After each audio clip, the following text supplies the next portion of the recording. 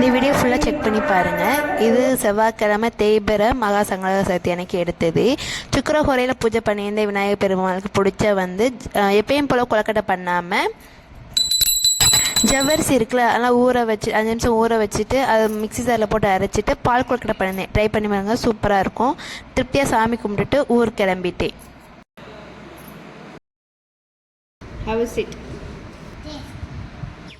மதுரைக்கு தான் போகிறேன், ட்ரெயினில் போகிறேன்.